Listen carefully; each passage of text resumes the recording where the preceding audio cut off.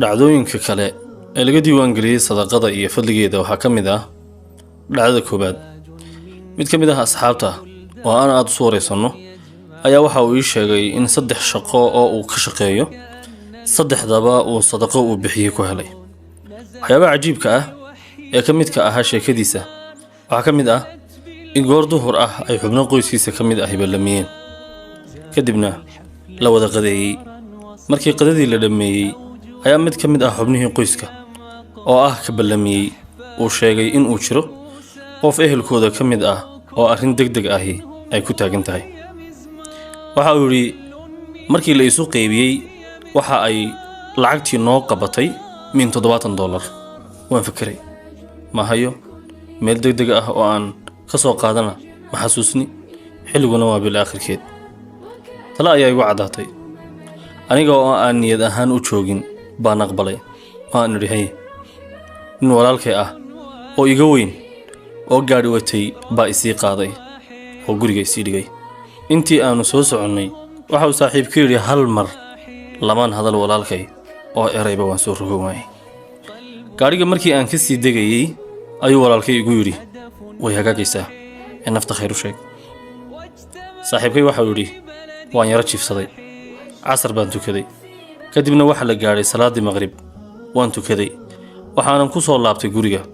markii aan sidaas kursiga ugu fadhiistay ayuu taleefon aanan gelinayn igu soo dhacay. waan qabtay. salaamu calaykum. wacalaykum salaam. soo hebel ma aha?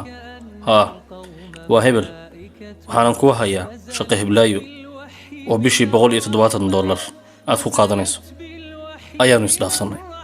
waa shaqo aan toddobaadkii 4 saacadood oo keli ah qabanayo oo mid ka mid ah xirfadahayga aan aqaana ah.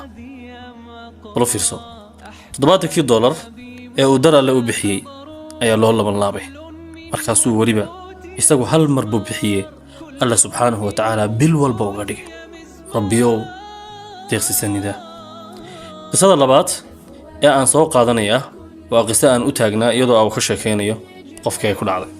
waa mid ka mid ah culimada gobolka Togdheer.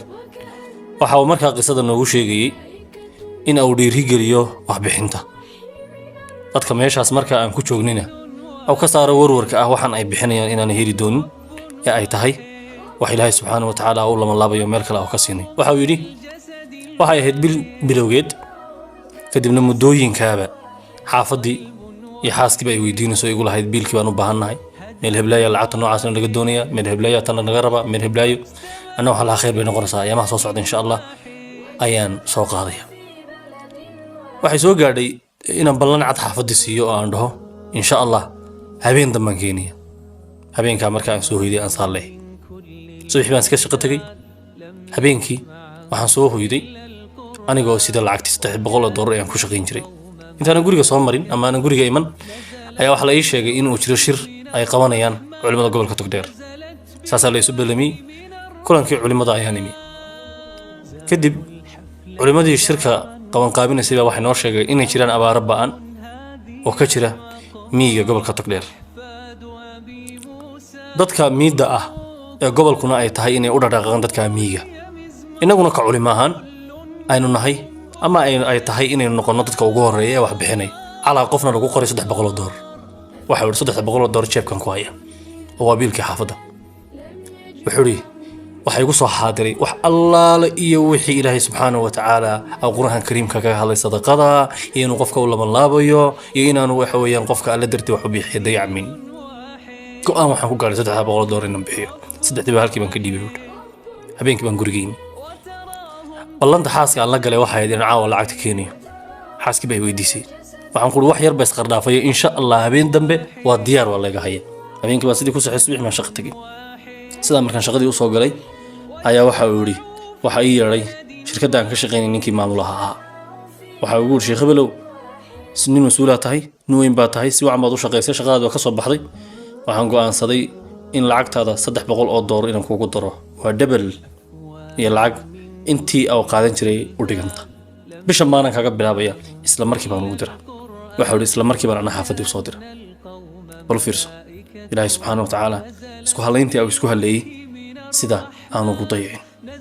saaxiibayaal, sadaqadu sidii aan soo tilmaanay وأود قرصون بلايوينك إلهي سبحانه وتعالى كاga حجابية muraadada aad leedahay ayaa ilaahay subxaanahu wa tacaala kugu xaqiijinaya waa mucjiso bal ila tijaabiya qof wal oo inaga mid ah arrimaha haysta ila waa adduunyo waa imtixaan culaysyada haysta inuu ku furfuro sadaqa oo bixiyo aba yaraata haday doonto dar ilaahay subxaanahu wa tacaala in isagoo bixinaya una niyeysanaya shaygaa cayimanaya gaarka ama waxa uu doonayo ama wax markaa dhib ah oo haysta inuu ilaahay subxaanahu wa tacaala kaga qor qaado cajaa'ib fara badan ee sadaqada laga arkay waan ogsoonahay adigaagana dhegaysanayaaba inay jiraan dhacdooyin noocan oo kale amaba kasii daran aad kala kulantay sadaqada wanaagsana waa ilaahay salaam